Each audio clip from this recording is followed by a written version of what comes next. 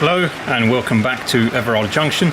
It's taken about 2 months to put this particular video together owing to various reasons, but we have finally made enough progress to get some footage edited together.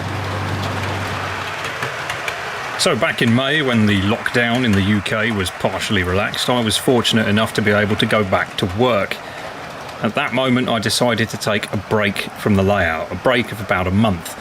I'd worked on the layout almost exclusively through the lockdown period, and I was acutely aware that if I kept up that pace I would get burnt out and I would become disinterested in the layout. So I decided to take a break.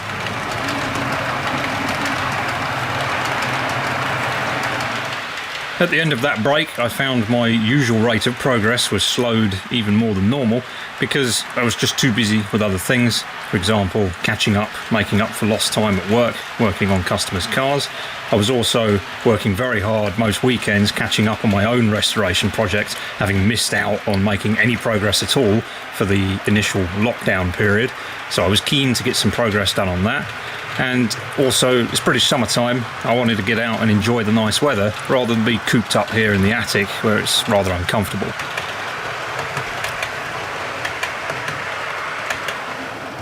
So that's the reason for the absence. Despite the setbacks and the delays, I have made enough progress to put a video together, and I should be able to get another video relating to the scene you see in front of you up in the next couple of weeks or so. So progress is certainly very much resuming on this part of the layout.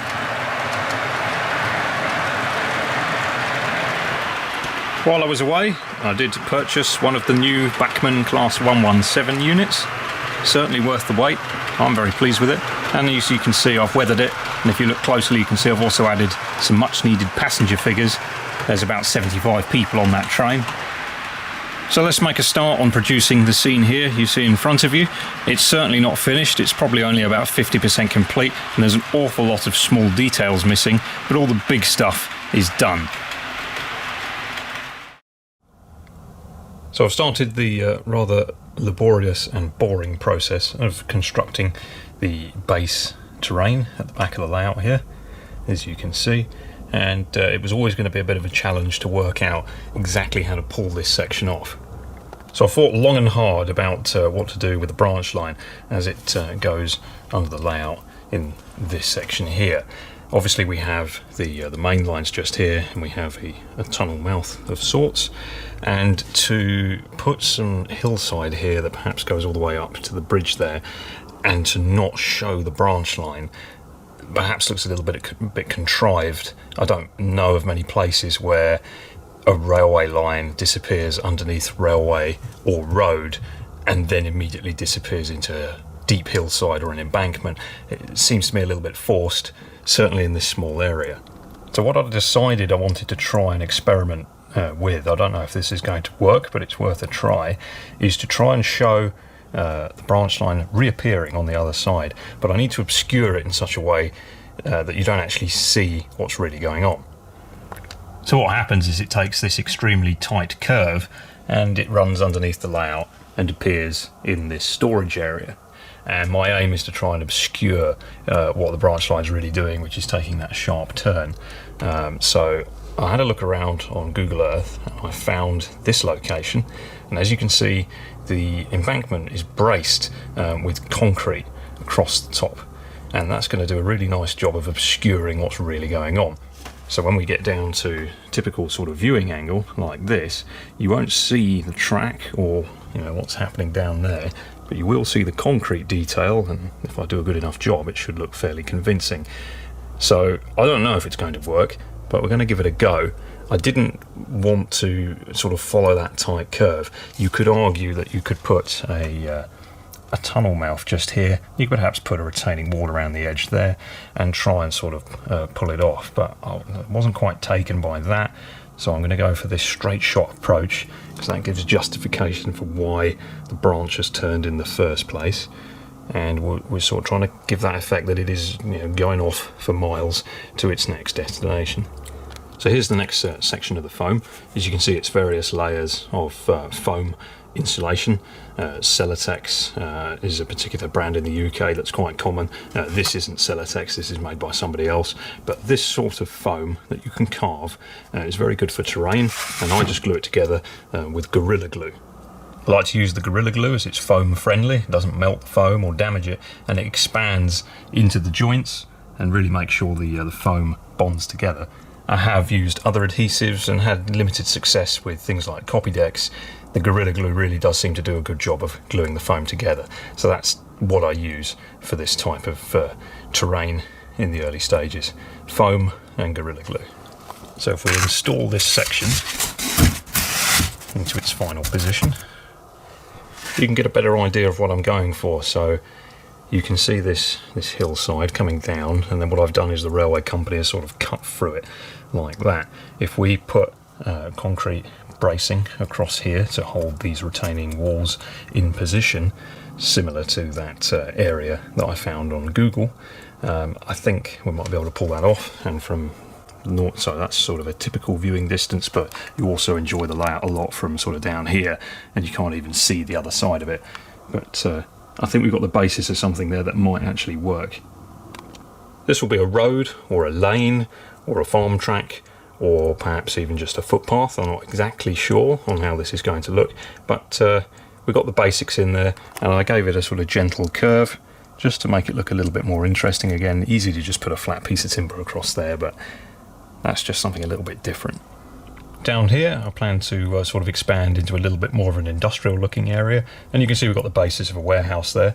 That's made using the Scale Model Scenery MDF warehouse, low relief warehouse sort of starter pack. It's just a bland piece of MDF that you can glue together, and then you can clad it and shape it and do what you like with it, make your own sort of warehouse. And that's still very much under construction, but you get the rough idea. I've sunk it down about 30 or 40 millimeters from below the height of the track, just to create, again, variation in the height on the terrain on this side of the layout. And as you can see, you can sort of change the perspective on what you can and can't see, depending on how you're viewing the layout. And I also quite like the trees in the back scene sort of peeking over the top of the warehouse just there. Obviously, if it was real, the warehouse would continue back quite a bit further.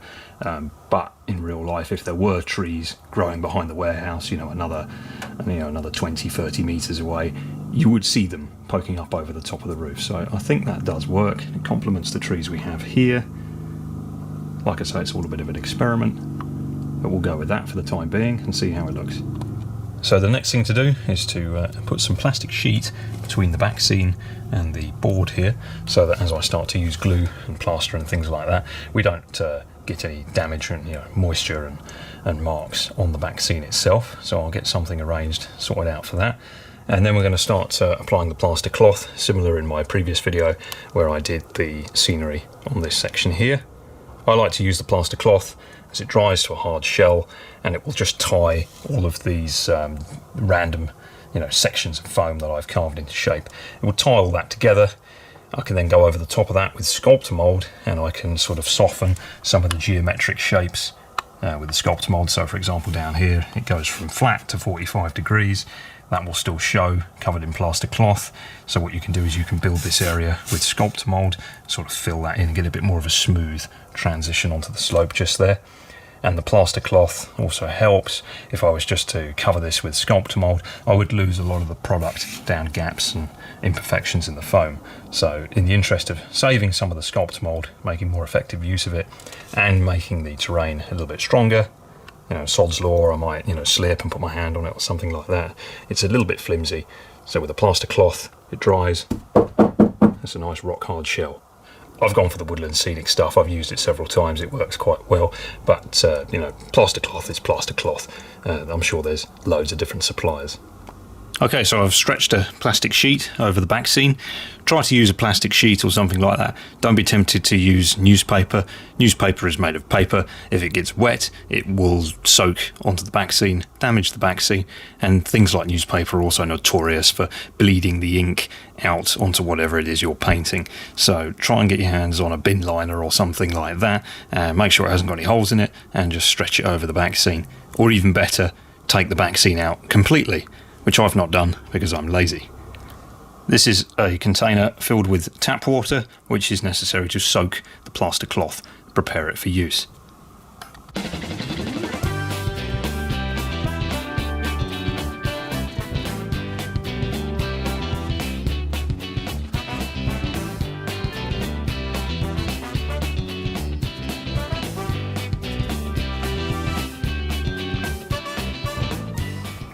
Okay, so there we have a couple of layers of the plaster cloth.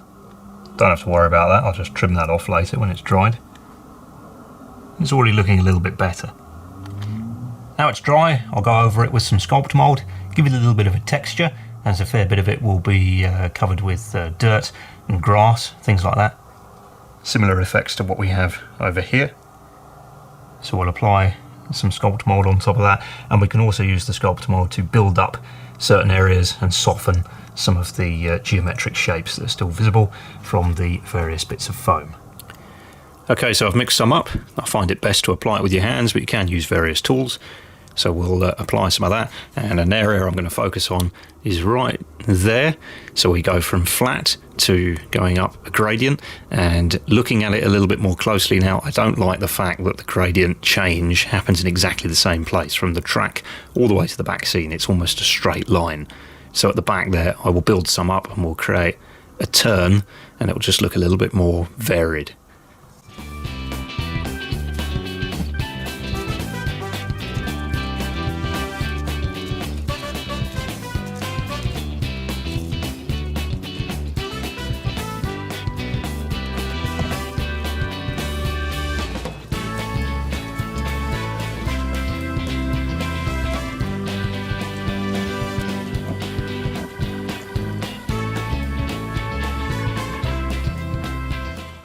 We'll do the same over here, see how the terrain doesn't meet the road, so we'll sort that out.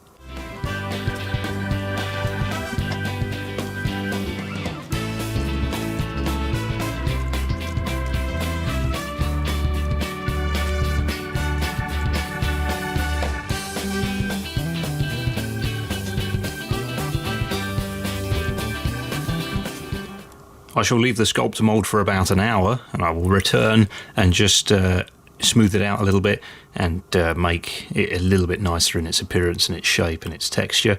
While it's extremely wet when it's first applied, it can be a little bit difficult to achieve some of the definition that you're after, so I'll just let that dry a little bit. Okay, so I've left it for about an hour. You can see just how coarse it is. So what I'm going to do is just smooth it out a little bit, make it look a little bit nicer.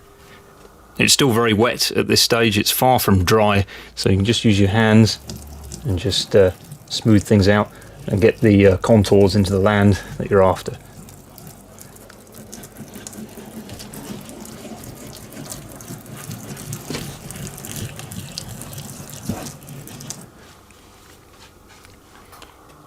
You can see, for example, there, I appreciate it's difficult on camera with the terrain being white at this stage, but it will become more obvious later on, how the terrain is varied in that area where it goes from a slope onto the flat, and we've just used the sculpt mold to achieve that, and it now doesn't look quite so geometric and deliberate. It looks a little bit more natural and random. Sometimes just a quick spray of some water from a spray bottle will just help you get that sculptor mold smoothed out.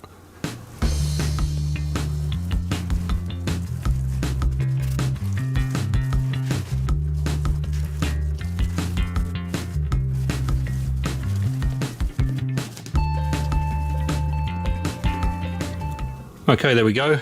A little bit smoother. We've got some variation and randomness in the terrain. That should look quite good once it's been painted. This will take an extremely long time to dry. Even though it's currently summertime here in the UK, it will probably take 2 or 3 days. So the next clip you will see is in 2 or 3 days' time. It's been about a week and the sculpt mould and plaster has now completely fully dried. It took about 4 days to dry in the end, but time constraints and other things to do meant that I couldn't get back here until about a week later. So this is now fully cured. It's ready to paint. So you can see we've got a nice gentle slope going down onto the area of terrain that's completely flat. That's very useful with the sculpt mould stuff. and then we now have a flat area here that allows me to install the low relief warehouse. I've also done a little bit of work just here. You can see we have the beginnings of a retaining wall. I've added some sculpt mould and the beginnings of the wall on the other side, although it's not quite finalised or finished yet. I put a lot of thought into what to do with this area and took on board several of the suggestions in the previous video with regards to trying to make a double track span work, and I've come to the conclusion that it's just too contrived. Quite a lot of you thought the same thing. Why bother? It seems like you're trying to cram something in that wouldn't happen, and I totally agree. So I've decided to go for a single track bridge, as you can see there, and it also makes the terrain on the other side easier to sculpt and easier to carve, and I should be able to pull off the illusion effect a little bit more easily with that. So we'll get some paint on this area, and then we can start to work on some of the ground cover and start thinking about some of the infrastructure and the details, and also finish off various loose ends. For example, the far side of the track just there, that needs building up, and you can see how the cable troughing sort of gets to about here and stops. So that's something that we can add. We can start working on the bridge and just build up the area. So a lot to do now that the boring part of waiting for all the plaster to dry is complete.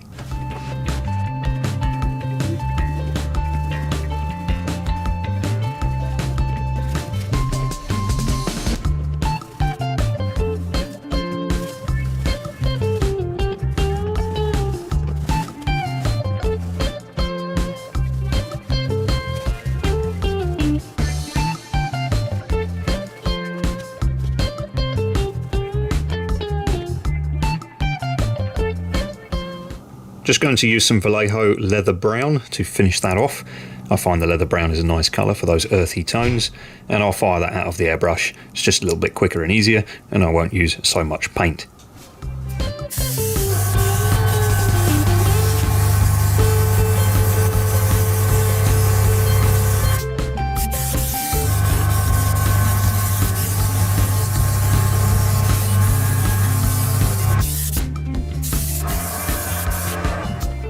Okay, I shall leave that to dry.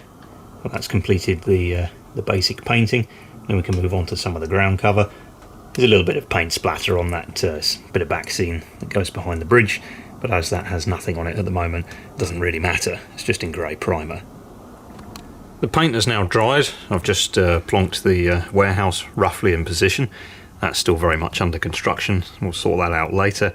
But for the moment, I'm just going to put a bit of basic ground cover down here just to get a better idea of how things are going to look. And I'll start playing around with some of the retaining walls and other bits and pieces. So I'm going to use some of this earth blend from Woodland Scenics. I've used it before on various other sections, such as here. I've also got some earth sort of coloured chippings, which are from Jarvis. I've since cut all the bags of those open and put them into some pots, and I just like to mix that into a container and just sort of create my own sort of earth blend. So we'll put some of that down. I should apply the glue sparingly. We'll leave a couple of bits with just the earth showing straight through, as I've done on the previous scenery projects, such as down here. And to stick it down today, I've got some of this Deluxe Materials Scatter Grip, as it's something I have in stock. Ordinary PVA glue would work just fine as well.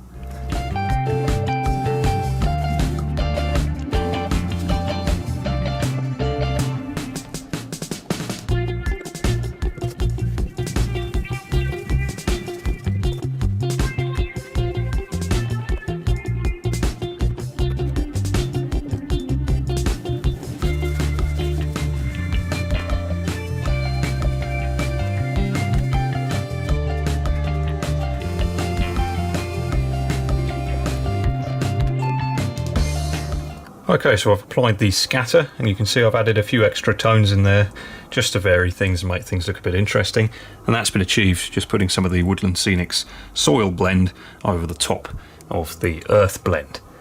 And I've also continued that right the way along the small embankment there. Quite pleased with the little embankment. It's just a slight drop in elevation in the terrain, and it just creates that little bit of interest. The angle changes every time you look at it, and that building, depending on where you're looking, will be obscured by the trees, or seen over the top of the trees, or appearing to not be down an embankment at all. So we've got some interesting changes in track elevation. which just makes things interesting depending on where you're sat when you're watching the layout in operation. I've just misted over the top of that with some isopropyl alcohol from a spray bottle, and that'll just help some of that scatter that's sitting on the top sink down and bind to the glue, and we'll just get a little bit more of the varied tones actually sticking to the terrain, and I'll vacuum off the excess and save it for later. So I'm quite pleased with the appearance there. You can see the sort of thing I'm going for. We've got raised terrain in the background, which I can put trees and bushes and foliage on. We've also got an interesting cutting, which sort of draws the eye in and makes you go, "Oh, what's that?" We've got the branch line here disappearing underneath, and you can see as it travels through. You'll notice how I've put some wood on both sides to give some walls. I'll stick some plasticard brick to that, create a proper bridge looking effect or tunnel looking effect. But that looks nice.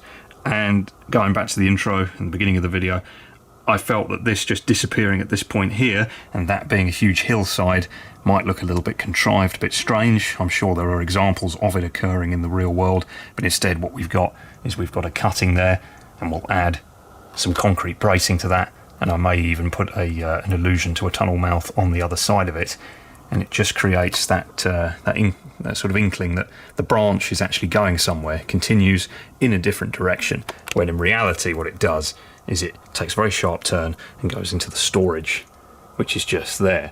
So we're trying to deceive the viewer and trying to make the layout look bigger than it really is.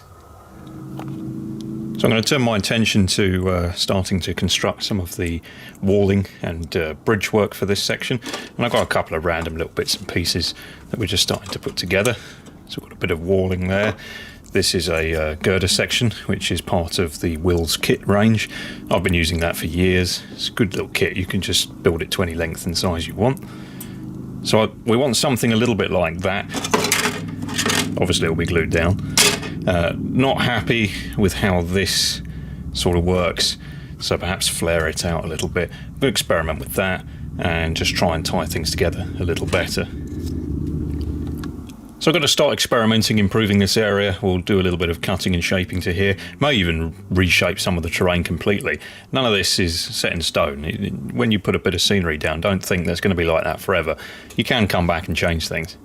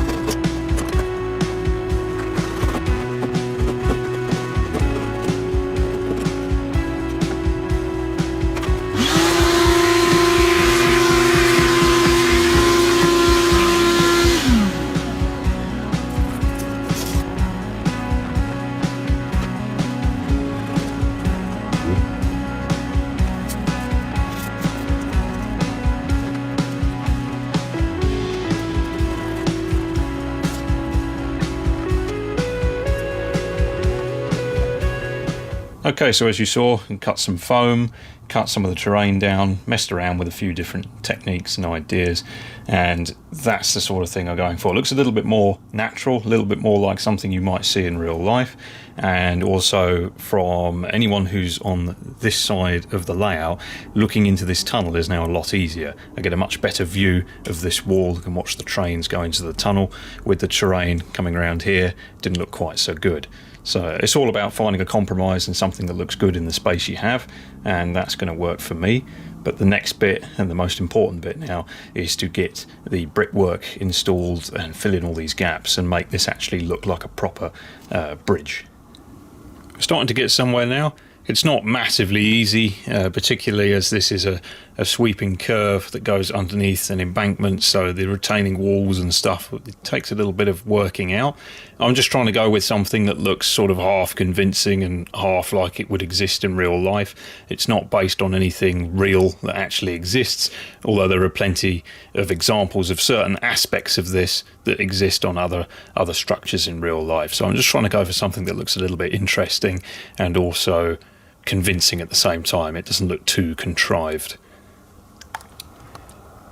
So I've adjusted this embankment out slightly, as you saw earlier, just to create that bit of interest, so that from angles such as this you can look into the tunnel or bridge a little bit more easily, and it just creates some interesting effects as you look around it. So that's most of the hard bits and pieces done. Only bit of advice I can give on that is push yourself. Keep adding bits to it and trying to make it look interesting. Be all too easy just to slap a bit of brick plasticard on there, slap the girder on top and leave it at that. But the extra time in making things like the columns at the base and the top of the bridge, they just all add little effects and just make it look that much more real. So we'll keep going. We need to get the plasticard going underneath the bridge just there, and I also need to add some sort of representation for the concrete or brick lintel or reinforcement that would go along the top edge just there to reinforce the girder of the bridge. So it's taken quite a while, a lot of measuring, a lot of cutting, measuring and cutting again, and then getting it wrong and doing it again, and then measuring and cutting and gluing and measuring, but we got there in the end. As you can see, I've pre-painted the major parts, and what I'll do is glue all that into this section, and then I'll use some Sculptamold to set that brickwork into the scenery, and then we'll touch up and add the ground foliage and bits and pieces afterwards. I've done the painting on the parts beforehand, as it'd be a lot easier to do that if you've got walling inside here underneath the baseboard. Not very easy to paint. You can paint it, but it just won't look anywhere near as good as if it was painted before it was put down.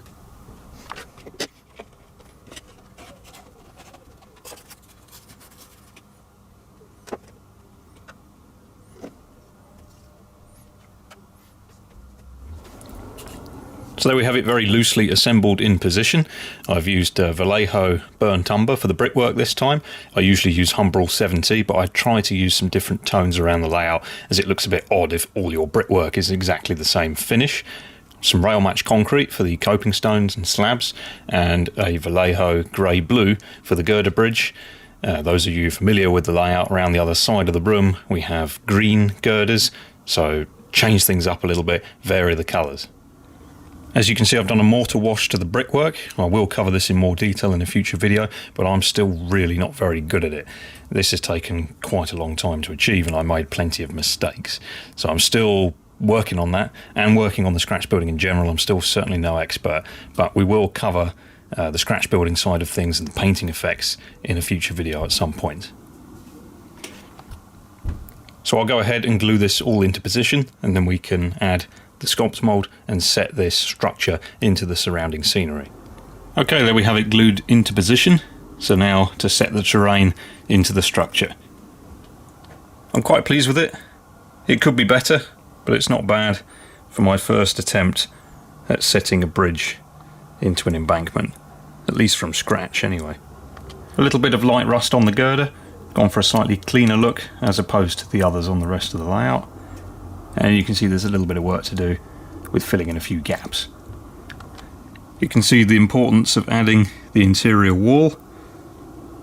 You look into the tunnel and the brick slowly works its way all the way through, just like the real thing would. I've made sure to include some brick detail on the other side of each one of the retaining walls. Again, it just adds that bit of detail when you're looking, and it will add some interesting effects when I blend the scenery up to it. It would be all too easy to blend the hillside straight to the level at the top of the wall. Don't necessarily have to do that. So you can see we have a gap down the sides.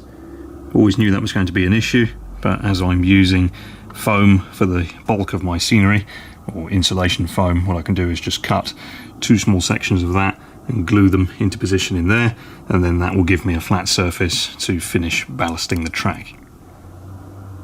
And then with the wall itself already painted and the concrete lintel already fitted and painted, I should just be able to ballast the track and leave it at that.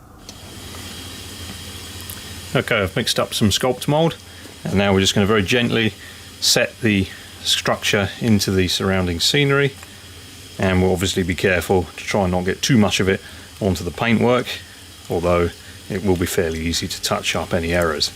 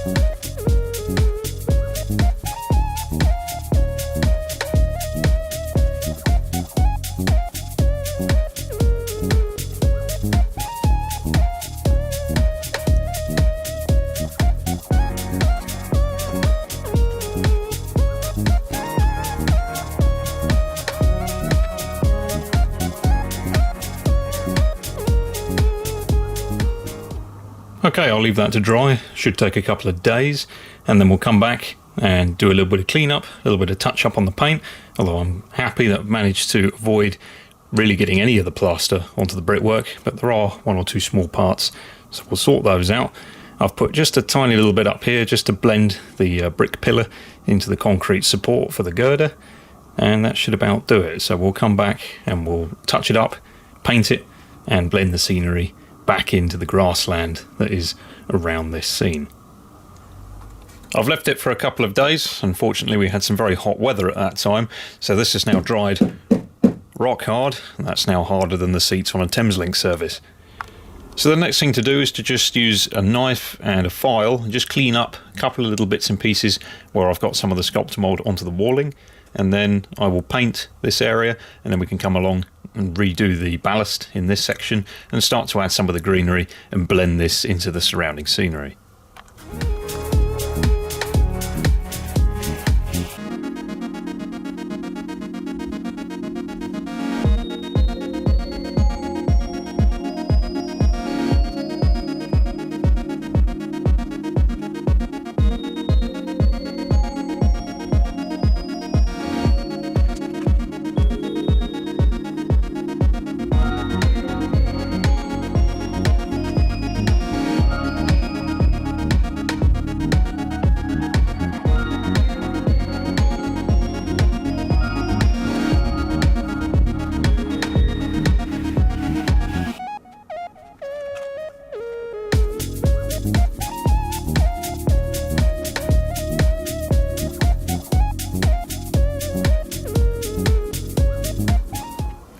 That's looking a little bit better, not perfect, but I will continue to touch up and improve it as we go. So now, time for some ground cover and some ballast.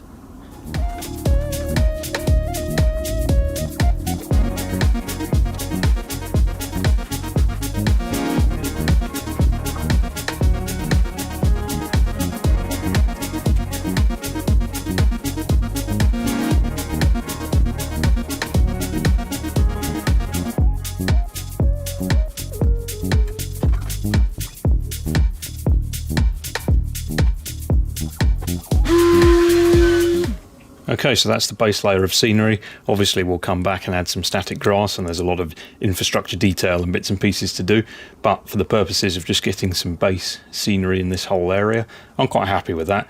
So we'll get some glue on there, set it into position, and then we can come back and continue working with it. You've seen me do this 100 times. Some isopropyl alcohol from a spray bottle, and then just some white glue. It's been thinned down with water to about 50%. And if you add a little bit of dishwashing detergent to that white glue, it will just help it soak into the scenery. You might be able to see I've blown some of the scatter away and we've exposed some of the bare sort of rock showing through. I've done that deliberately. I quite like a couple of bare patches, such as over here off camera, and it just shows some of the ground underneath the grass. You don't want to plaster everything with grass.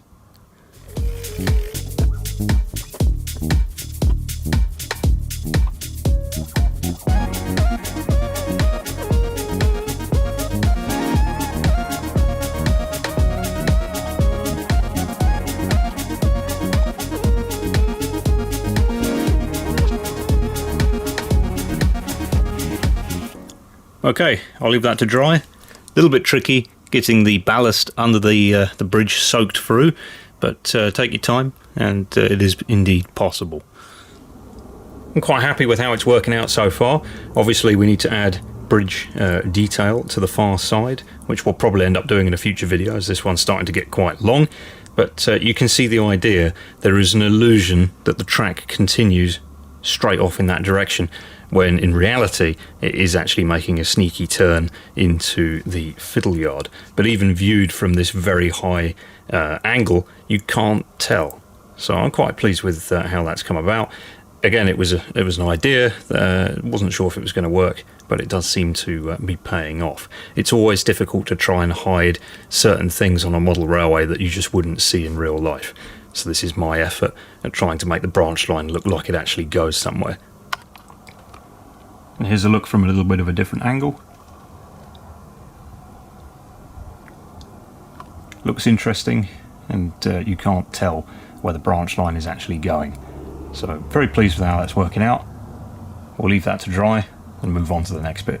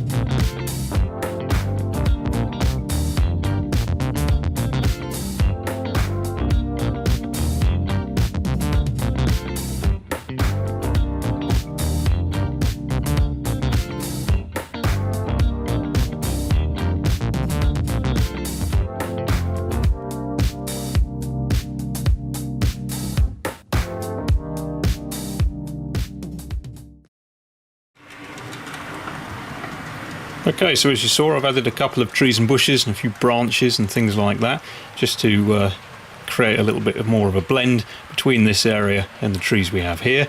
And in future I'll be adding a lot more trees, bushes and shrubs and things to this surrounding area to sort of create that sort of southern England sort of overgrown sort of look that you get in the summertime, where you get the embankments really teeming with trees and bushes and things like that.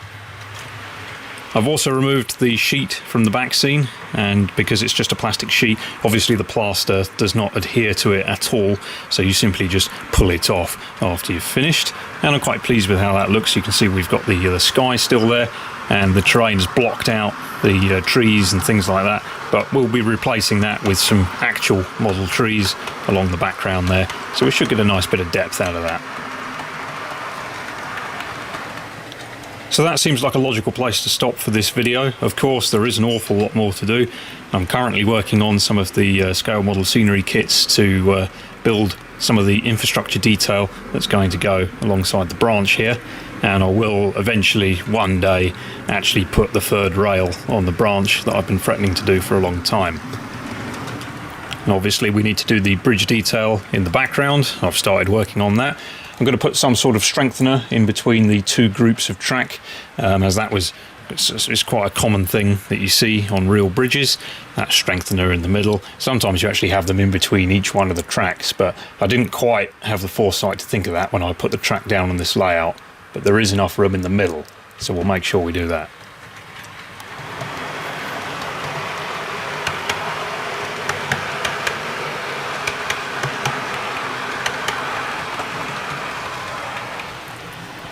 The glue's still a bit wet at this stage, but I am quite pleased with how well the scenery has blended in with the other bits and pieces that I've done previously.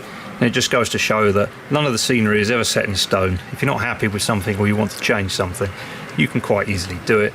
And as long as you remember the products you used the first time round, it's easy to blend in the surrounding scenery. So I'll leave it there. It took an awfully long time to put this video together, owing to various reasons, some of which I explained at the beginning of this video. But I'm now working on some more bits and pieces and infrastructure to do the bridge on the other side at the background there.